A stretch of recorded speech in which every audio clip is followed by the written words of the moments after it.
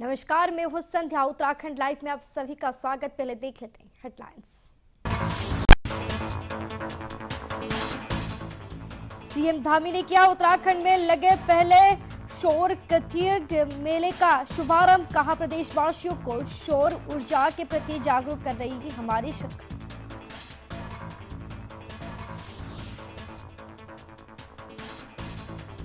CM Dhami ने किया कांडा महोत्सव का शुभारंभ। बागेश्वर के जिले का किया करीब 85 करोड़ की विकास योजना का शिलान्यास। कहा, हमारी विरासत संजो कर रखते हैं ऐसे महोत्सव।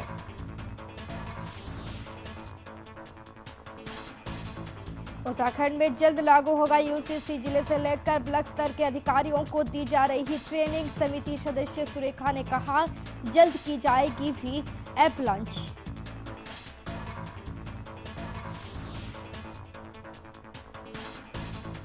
निकाय चुनावों की तैयारियों में जुटी भाजपा। सभी जिलों में नियुक्त किए पर्यवेक्षक। टिकट वितरण से पहले पर्यवेक्षकों से की जाएगी रायशुमारी।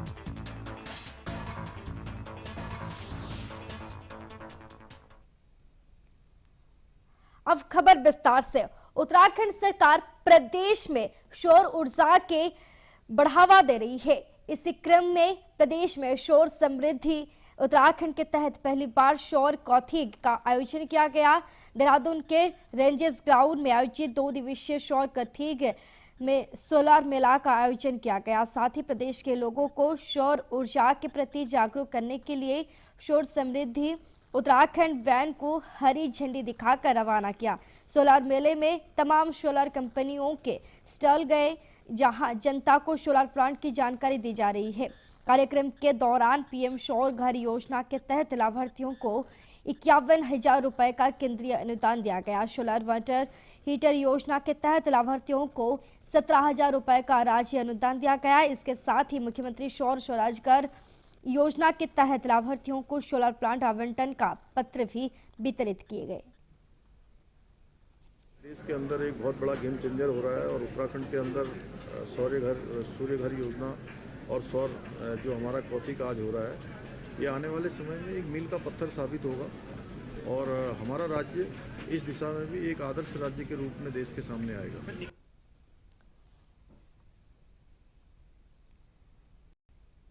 बागेश्वर जिला के कांडा तहसील में आयोजित 3 दिवसीय कांडा महोत्सव का रंगारंग शुभारंभ हो गया है। बीते रोज मुख्यमंत्री पुष्कर सिंह धामी ने कांडा महोत्सव में प्रतिभाग कर मेले का शुभारंभ किया। इस अवसर पर मुख्यमंत्री ने 8,479 लाख की योजनाओं की शिलान्यास एवं लोकार्पण भी किया। उन्होंने स्टॉलों का निरीक्षण करते हुए रमणी के माल्टा का भी स्वाद चखा। उन्होंने बागेश्वर में जल्द नशा मुक्ति केंद्र का निर्माण करने की भी बात कही।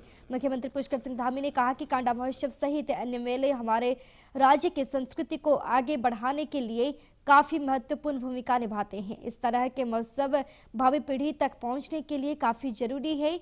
उन्होंने कहा कि प्रधानमंत्री नरेंद्र मोदी ने भी अपनी संस्कृति को आगे बढ़ने का आह्वान किया है। उन्होंने कहा कि इस तरह के महोत्सव छोटे कारीगरों, कलाकारों को, दुकानदारों को काफी मदद करते हैं। बहुत एक अच्छा महोत्सव है जहां पर वो अपनी कला का प्रदर्शन कर सकते हैं, अपने स्टॉल लगा सकते हैं। व्यापारियों को और हमारे हुनरमंद लोगों को सभी को एक अच्छा मौका देते हैं और इसको ये हमारी सांस्कृतिक जो हमारी धरोहर है उसको भी आगे बढ़ाने का काम करते हैं। हमारे चूँकि पहले के समय में मेले होते थे, बड़े बड़े लोग इस प्रकार के साधन संपन्न नहीं होते थे।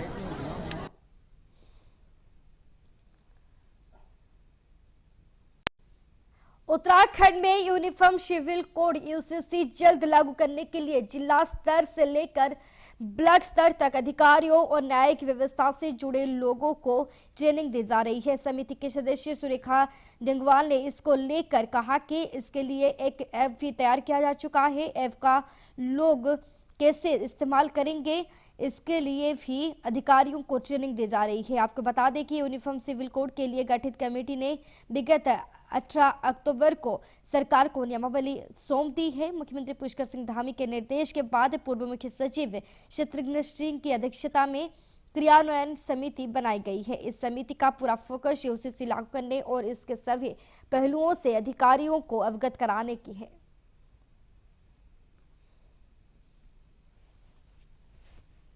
उसके इम्प्लीमेंटेशन के लिए फिर से एक कमेटी बनी है। मेरा सौभाग्य है कि मैं उस कमेटी में भी हूँ। इम्प्लीमेंटेशन के लिए आपको ट्रेनिंग का पार्ट बहुत इम्पॉर्टेंट है, तो सारे जिलों में भ्रमण कर जिला स्तर के अधिकारियों को, ब्लॉक स्तर के अधिकारियों को, क्योंकि यूसीसी का ज़्यादातर पार्ट ऑनलाइन होने वाला है, डिजिटल होने वाला है, हमारे एक ऐप में सब कुछ उपलब्ध होने वाला है और ये यूज़र फ्रेंडली है। जनता की सुविधा के लिए जो रूल बनाए गए हैं कोई कॉम्प्लिकेटेड नहीं है। भाजपा ने चुनाव के लिए पर्यवेक्षक की नियुक्त कर दिए हैं। पार्टी की ओर से इसकी सूची जारी कर दी गई है। प्रदेश मीडिया प्रभारी मनवर सिंह चौहान ने कहा कि नगर निगम, नगर पालिका और नगर पंचायतों में संगठन की ओर से वरिष्ठ नेताओं को पर्यवेक्षक की जिम्मेदारी तय कर दी गई है।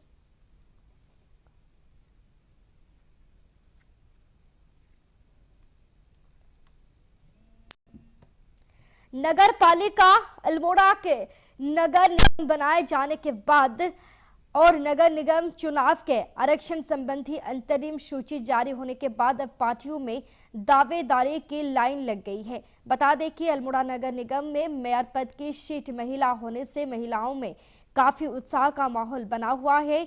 यहां कांग्रेस में बड़ी संख्या में महिला दावेदार होने से कांग्रेस के लिए सरदर्द हो सकता है। वहीं क्षेत्र में कांग्रेस जिलाध्यक्ष भूपेंद्र भोज के नेतृत्व में एक बैठक भी की गई, जिसमें एक उम्मीदवार पर सहमति पर चर्चा की गई। हालांकि यह पहली बैठक है जिसमें अब 9 लोगों द्वारा दावेदारी ठोकी गई है।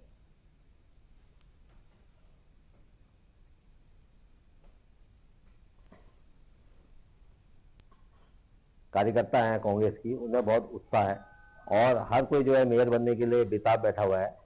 आज इससे पहले भी हमने, जब तक आरक्षण लागू नहीं हुआ था, तो जब सभी लोगों से आवेदन मांगे गए थे तो उस समय जो है उसमें भी 5-6 महिलाओं ने हमारी दावेदारी की थी और जब से महिला सीट नगर निगम की हुई है तब से दावेदारी की संख्या हमारी लगातार बढ़ती जा रही है और आज भी पहले 6 लोगों ने दावेदारी की थी, आज 4 लोग फिर दावेदारी कर रहे हैं।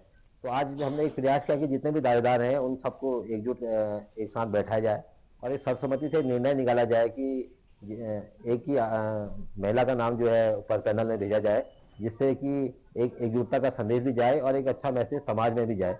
ऐसा हम प्रयास कर रहे हैं और देखते हैं आज हम उसमें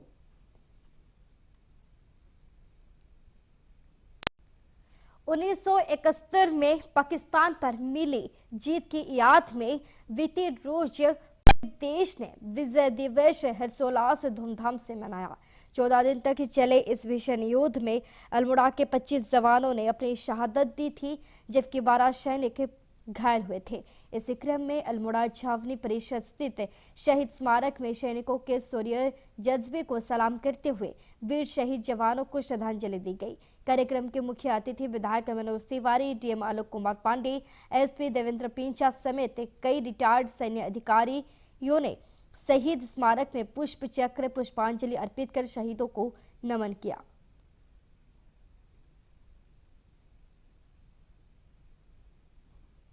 विजय दिवस है और देश के गौरव का आज पर्व है। हमारे शहीदों को श्रद्धांजलि देने का जो है पर्व है और आज के दिन बांग्लादेश का निर्माण हुआ था। हमारे वीर सैनिकों ने, हमारे सैनिकों ने जो पाकिस्तान पे 14 दिन तक पाकिस्तान और भारत का युद्ध चला और उसमें विजय प्राप्त करी और पाकिस्तान के 2 टुकड़े करे। और सबसे खुशी की ये बात है कि 93,000 पाकिस्तान के सैनिकों ने बड़ी भारत में आत्मसमर्पण किया और ये अपने आप में एक ऐतिहासिक विजय थी। चाहे 1965 का युद्ध हो, 1971 का हो, चाहे कारगिल का युद्ध हो, हमारे वीर सैनिकों ने इस देश की सीमाओं में एक सजग प्रहरी के रूप में इसके भारत की आन बान शान के लिए हमेशा समर्पित होकर अपनी सेवाएं दी है। ऋषिकेश के आवास विकास स्थित विद्या मंदिर इंटर कॉलेज में कानून की पाठशाला लगी, जिसमें ऋषिकेश के न्यायिक मजिस्ट्रेट नंदिता काला और अभिषेक मिश्रा पहुंचे।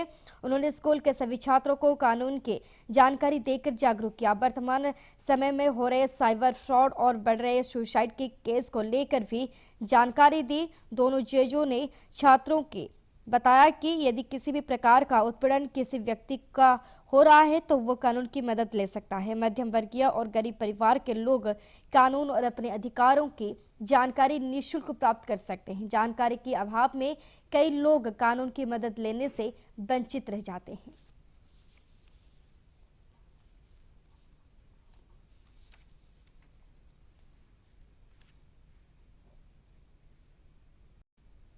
श्रीमद् भगवद गीता जयंती के अवसर पर दिनेशपुर में गीता विवेचना सभा का आयोजन किया गया।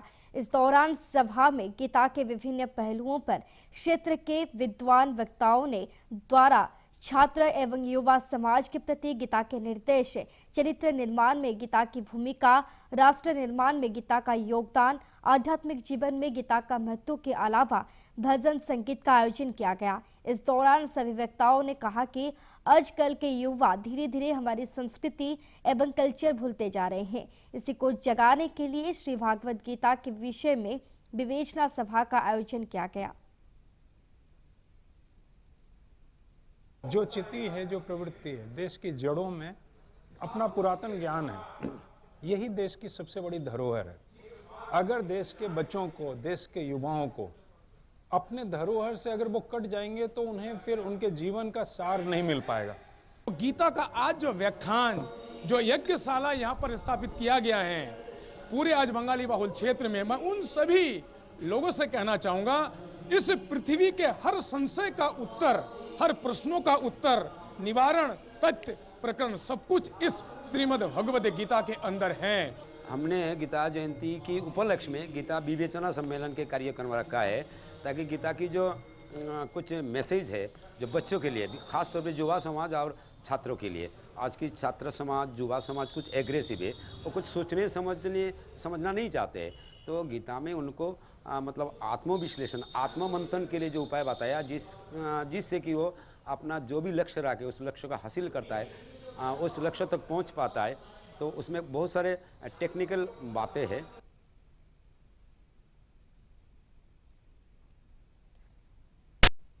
लगातार हो रहे सड़क हादसों को रोकने के लिए ट्रैफिक पुलिस प्रयासरत नजर आ रही है। पुलिस कैप्टन आयुष अग्रवाल के निर्देश पर मुनि की रेती क्षेत्र में ट्रैफिक पुलिस ने पुरानंद इंटर कॉलेज के छात्रों को ट्रैफिक नियमों की जानकारी देकर जागरूक किया। उनको बताया कि ट्रैफिक नियमों की अनदेखी करने से क्या क्या नुकसान होते हैं। ट्रैफिक नियमों का पालन करने से जहां अपनी जान सुरक्षित रहती है, वहीं सड़क हादसे होने की संभावना भी ना के बराबर होती है। ट्रैफिक पुलिस ने छात्रों को ट्रैफिक नियमों का पालन करने की शपथ दिलाई। छात्रों ने कहा कि ट्रैफिक नियमों की जानकारी मिलने से वो काफी खुश हैं। सभी छात्र मिलकर प्रयास करेंगे कि पुलिस को शिकायत का मौका ना दे। पुलिस कैप्टन आयुष अग्रवाल ने बताया कि सड़क दुर्घटनाओं को रोकने के लिए पुलिस लगातार इस प्रकार के प्रयास कर रही है।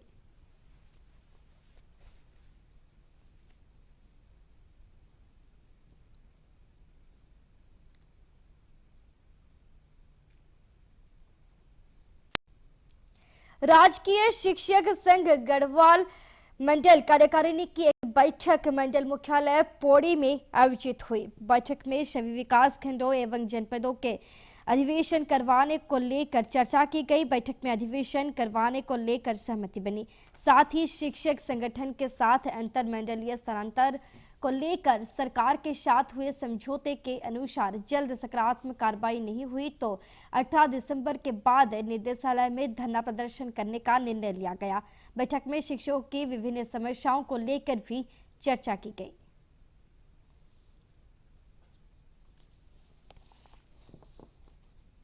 विभिन्न जनपदों से, गढ़वाल मंडल के 7 जनपदों से आए हुए जिलाध्यक्ष मंत्री उनके द्वारा गढ़वाल मंडल की बैठक में शिक्षकों की जो विगत कई समस्याएं जो सरकार के साथ वार्ता के बाद भी जो आश्वासन मिला था उस पर कोई ठोस अमल नहीं हुआ, जिससे शिक्षकों में, पूरे गढ़वाल मंडल के शिक्षकों में बहुत ज़्यादा रोष व्याप्त है। और आगे आने वाले समय में कोई भी बड़ा कदम उठाने के लिए संगठन मजबूर होगा, क्योंकि बहुत समय से जो मांगे हैं यथावत हैं। अंतरमंडलीय ट्रांसफर हो। वरिष्ठ पुलिस अधीक्षक पौड़ी लोकेश्वर सिंह के निर्देशन में साइबर धोखाधड़ी कर गैंग कर गैर प्रांतों में छापे एक के बाद एक साइबर ठग पौड़ी पुलिस के गिरफ्त में आ रहे हैं। पुलिस अधीक्षक लोकेश्वर सिंह ने जानकारी देते हुए बताया कि कोतवाल कोतवाली में एक शिकायती प्रार्थना पत्र दिया गया, जिसमें अज्ञात व्यक्ति द्वारा ऑनलाइन गेम खिलाने तथा छोटे छोटे टास्क दिखाने का नाम पर शिकायतकर्ताओं से 1,45,000 की धनराशि ऑनलाइन ठगी करने की बात कही गई, जिसको लेकर कोतवाली गुरुद्वार में अज्ञात के खिलाफ मुकदमा पंजीकृत किया गया। वरिष्ठ पुलिस अधीक्षक द्वारा धोखाधड़ी की घटना को गंभीरता से लेते हुए पुलिस टीम गठित कर फरार अभियुक्त की गिरफ्तारी के निर्देश दिए गए थे। बताया कि प्रभारी निरीक्षक कोतवाल रमेश तनवार के नेतृत्व में गठित पुलिस टीम द्वारा सुराग लगाते हुए अथक प्रयासों से अभियोग से संलिप्त अभियुक्त आसफाक एवं मुस्ताक को जोधपुर राजस्थान से गिरफ्तार किया गया।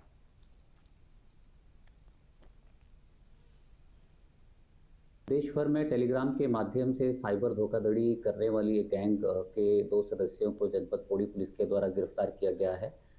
टेलीग्राम के माध्यम से एक गैंग देश भर में सक्रिय है, जो कि लोगों को सोशल मीडिया पर टास्किंग करती है और सोशल मीडिया पर टास्किंग करते हुए पैसे कमाने का लालच देती है, और साथ ही साथ ये लोगों को पैसा इन्वेस्ट करते हुए लालच देती है और इस प्रकार का प्रलोभन देते हुए जनता के साथ धोखाधड़ी करती है।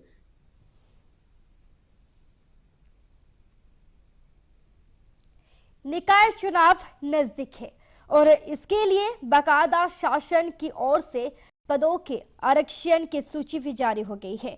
वहीं नगर पंचायत थराली के देवराड़ा वार्ड के निवासियों ने देवराड़ा को नगर पंचायत से पृथक करने की मांग को लेकर चुनाव बहिष्कार का ऐलान किया है। इससे पूर्व भी लोकसभा चुनाव से ठीक पहले देवराड़ा वार्ड के वासियों ने अपनी इसी मांग को लेकर शासन प्रशासन को ज्ञापन भेजा था।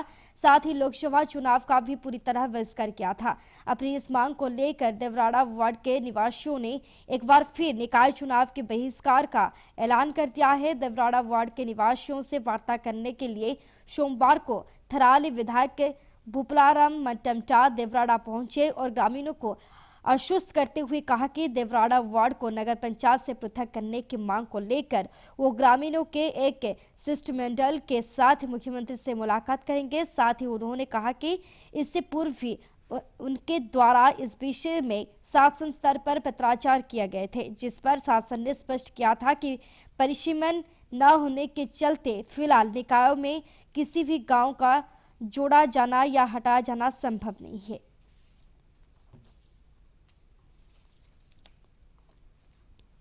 विधायक जी ने आज हमें यही कहा कि चुनाव करो, बहिष्कार मत करो और आगे एप्लीकेशन लगाते रहो और तभी इसका निर्णय लिया जाता है। बहिष्कार करने से कुछ फायदा नहीं, कुछ सिलेक्शन नहीं निकलता है। आप यहाँ और इस समय जो मैं गाँव वालों को देख रहा हूँ तो उनकी एक ही मांग है कि हमको नगर पंचायत से पृथक किया जाए। मैंने एक सुझाव दिया है कि 4 लोग मेरे साथ जाएँ, हम कल माननीय मुख्यमंत्री से मिलेंगे। आगामी जो लोकसभा चुनाव हुआ था उसमें भी संपूर्ण नगर पंचायत वासी वार्ड नंबर 2 की सम्रान जनता ने विरोध किया था। आज नगर निकायों का चुनाव का बिगुल बज चुका है, इसलिए हमने इस बार फिर से तय कर लिया। कल हमारी बैठक हुई, हमने उसमें पूरे ग्राम सभा ने एक मत में चुनाव बहिष्कार का पूरा समर्थन। 1971 में भारत पाकिस्तान युद्ध में मिली विजय की स्मृति में पूरे देश में विजय दिवस मनाया गया। वहीं सीमांत खटीमा में भी भूतपूर्व सैनिक संगठन ने तहसील परिषद विजय दिवस हर्षोल्लास पूर्वक मनाया।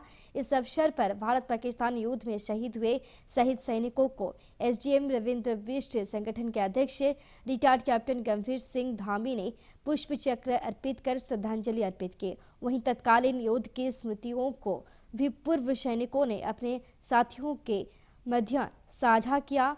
इस अवसर पर शहीदों के वीरांगनाओं को शाल उड़ाकर सम्मानित भी किया गया। वहीं पूर्व सैनिक संगठन के अध्यक्ष रिटायर्ड कैप्टन गंभीर सिंह धामी ने कहा कि इस वर्ष भी युद्ध में भारत की विजय को जश्न के रूप में मनाया गया एवं शहीदों को श्रद्धांजलि अर्पित की गई।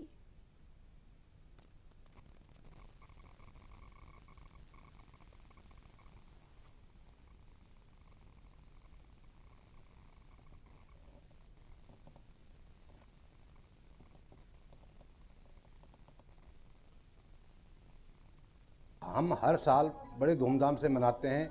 यह दिवस हम इसलिए मनाते हैं कि 1971 में जो हमारे पूर्व सैनिकों ने बांग्लादेश की आज़ादी के लिए अपने प्राणों को न्यौछावर किया था, उनकी वीरांगनाओं को यहाँ पर आज बुलाकर उनको उनके सम्मान में यहाँ पर उनको समर्पित किया जाता है। इसलिए हर साल की तरह यहाँ पर बड़े धूमधाम से हम मनाते हैं और हमेशा उनको याद रखते हैं। आज 1971 में हमने बांग्लादेश को आज़ाद किया। आज बांग्लादेश की हालत देखिए, हमारे हिंदुओं के ऊपर उतना कितना अत्याचार हो रहा है और हमारे पूर्व सैनिक उससे बहुत पीड़ित हैं, क्योंकि वो सब 1971 वाले पूर्व सैनिक जितने भी हैं उनको सब पता है। गढ़वाल रेंज के नवनियुक्त आईजी राजीव स्वरूप ने वीडियो कॉन्फ्रेंसिंग के जरिए पुलिस अधिकारियों के साथ समीक्षा बैठक की। इस बैठक में रेंज के सभी एसपी और एएसपी जुड़े रहे। बैठक में अपराध नियंत्रण, कानून व्यवस्था और यातायात प्रबंधन पर गहन चर्चा हुई। आईजी ने ड्रग्स के खिलाफ चलाए जा रहे अभियानों को और प्रभावी बनाने के निर्देश दिए। उन्होंने कहा कि ड्रग्स के मामलों में शामिल लोगों पर सख्त कार्रवाई करते हुए उनकी संपत्ति जब्त की जाए। साथ ही पुलिसकर्मियों को एंटी ड्रग ड्राइव के तहत विशेष अभियान चलाने के लिए तैयार रहने के निर्देश दिए गए। यातायात व्यवस्था को सुधारने पर जोर देते हुए आईजी ने नाबालिगों द्वारा वाहन चलाने और शराब पीकर गाड़ी चलाने के मामलों में सख्त कार्रवाई करने को कहा। नाबालिगों के मामलों में उनके अभिभावकों पर भी कार्रवाई के आदेश दिए गए हैं।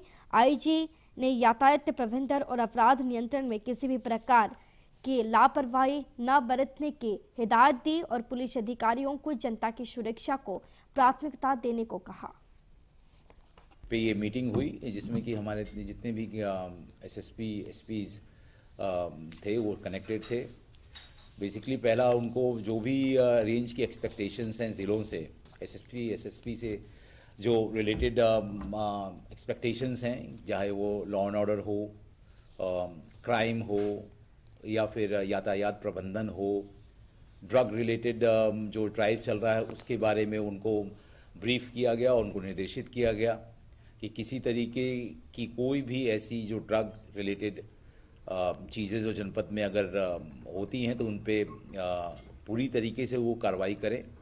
साथ साथ जो इसमें लिप्त हैं उनके खिलाफ वैधानिक कार्रवाई करते हुए उनकी संपत्ति को कुर्क करने की भी कार्रवाई करें। तो ये बेसिकली ये हमारा जो ड्राइव जो चल रहा है पीएचक्यू लेवल से एंटी ड्रग रिलेटेड, उसके लिए हमने अपने कप्तानों को ब्रीफ किया। ये थी अब तक की बड़ी खबरें। अब वक्त है बुलेटिन की समाप्ति का। आज्ञा दीजिए।